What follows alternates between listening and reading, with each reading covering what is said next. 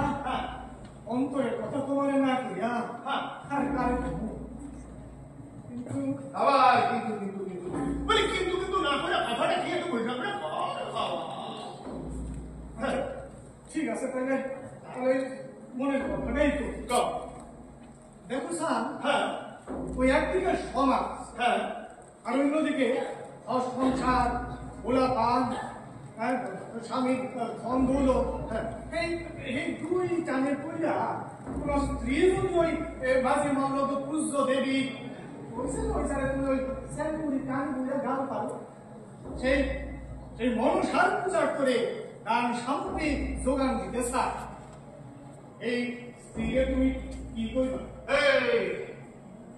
মায়া মানুষ কোন সমাজে? ধরো ওই তাগর সমাজে। তাগর সমাজে মানে ওই মাঝি মান্দার সমাজে? তোমার কি বলবো? আর যদি এই বধূটি আমাদের অনিত্য সমাজের হয় তাইলে কঠিন শাস্তি দিত। এক কোটি হইয়া থাকতে হইব। ধরে রাখবো আমি সদাগর বাবা দীনেশ্বরের দীনদাস, আমার ক্ষমতার সীমা নাই। বাবা তোমার বাকি হরণ করলো যেটা কিসের করে তুমি অমন করতেছো? মনে হচ্ছে তোমার অন্তরে কিছু কথা ফাঁকা আছে, মুখ স্পষ্ট করে কও, কি করতে স্পষ্ট করে কও। সেই স্ত্রী আর কেউ না, সে তোমারই সমতা।